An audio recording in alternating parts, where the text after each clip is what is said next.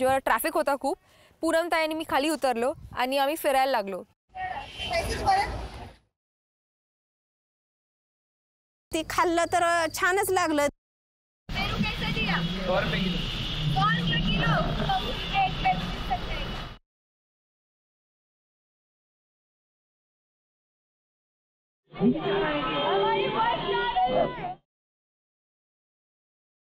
ताई, इकडची जी लस्सी आहे ना ती खूप फेमस आहे.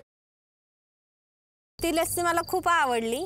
जे फोटो काढायला चालू केले त्यांनी, 2 महिने बावधनमध्ये राहिलो. आम्हाला माहिती नव्हतं की किती पॉप्युलॅरिटी वाढलेली आहे आणि आता मुंबईला येऊन कळतंय की आम्ही ॲक्च्युअलमध्ये किती पॉप्युलर झालेलो.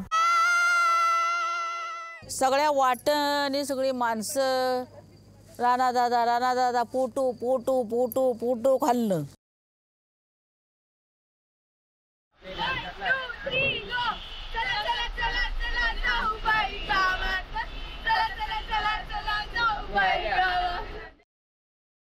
खूप साऱ्या गोष्टी आम्ही खाल्ल्या आणि मग फायनली आम्ही पुढच्या प्रवासाला निघालो.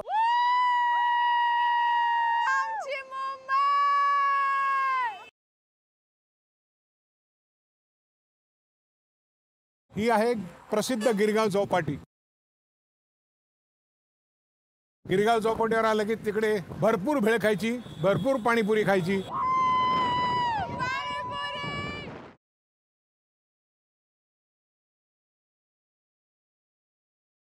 हे बाबुलनाथ मंदिर.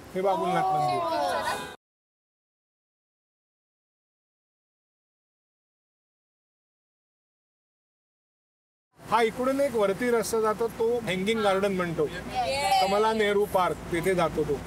तिथे गवताचा हरिण, हत्ती, घोडा असं सगळं हिरव्यागार अशा गवतानी असे केलेले अनेक प्राणी आहेत तिथे.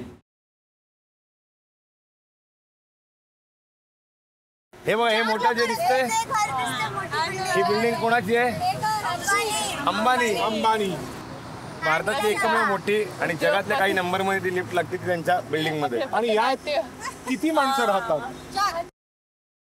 एवढ्या मोठ्या घर फक्त 4 माणसं राहतात. पहिल्यांदा तो शॉकच बसला. अंबानी हा सर्वात मोठा उद्योगपती,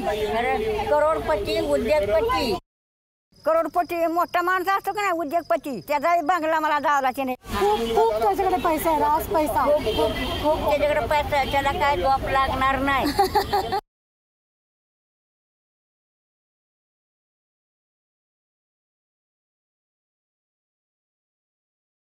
तेव्हा पहिल्या मजल्यावरती लता मंगेशकर राहायच्या इथे, त्यांचं घर आहे. आणि हे बघा समोर महालक्ष्मी मंदिर.